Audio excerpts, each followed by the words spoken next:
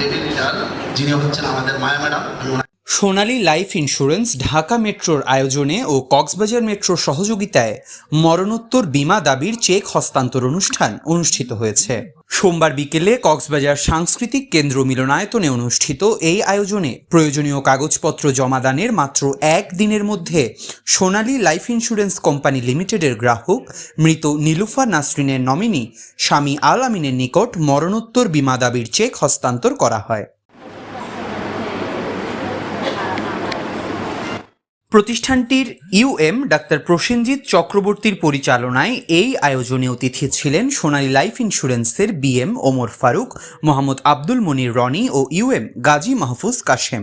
UM Mohammad Rezaul হকের সঞ্চালনায় উদ্বোধনী বক্তব্যে ডাক্তার প্রসেনজিৎ চক্রবর্তী বলেন, এটিই প্রথম নয়, প্রতিষ্ঠা লগ্ন থেকেই সোনালী লাইফ ইন্স্যুরেন্স তাদের গ্রাহকদের বীমার টাকা নির্ধারিত সময়ের মধ্যেই বুঝিয়ে দিয়ে দক্ষিণ এশিয়ায় পরপর 3 বার শ্রেষ্ঠত্ব অর্জন করেছে। কাগজপত্র জমা দেওয়ার শুধুমাত্র একদিনের মধ্যে সোনালী লাইফ ইন্স্যুরেন্স তার কোম্পানির যেই প্রতিশ্রুতি ছিল এই পলিসির 1 লক্ষ টাকার যেটার বিমা কাভারেজ ছিল, সে 1 লক্ষ টাকা শুধুমাত্র একদিনের ভেতর কোম্পানি পরিশোধ করে নমিনির অ্যাকাউন্টে।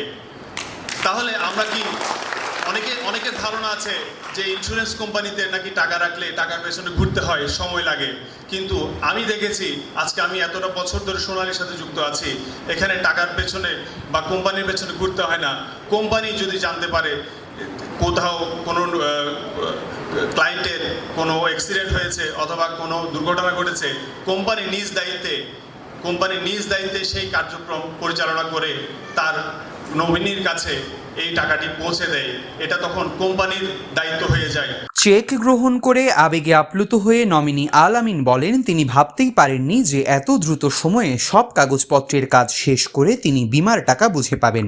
এজন্য তিনি সোনালী লাইফ ইন্স্যুরেন্সকে ধন্যবাদ জানান। আমি সোনালী লাইফে কিন্তু ইন্স্যুরেন্স করছি, কারণ করছি যদি আমার কোনো চাকরিটা চলে যায় অথবা আমি ছেড়ে দিই, তখন কিন্তু সোনালী লাইফ কিন্তু আমার কাজে লাগবে। কিন্তু তো দেখেন, আমি কিন্তু বাস্তবে এটা পেয়েছি, কিন্তু একদিনে কিন্তু আমার এই টাকাটা কিন্তু আমার অ্যাকাউন্টে চলে আসছে, এটা কিন্তু আমি সত্যি বিশ্বাস করি না। নিজ বক্তব্যে বক্তারা বাংলাদেশের বীমা শিল্পে জনসাধারণের আস্থা ফিরিয়ে আনতে তাদের বিস্তৃত পরিকল্পনা ও গত 1 দশকের সফলতার চিত্র তুলে ধরেন।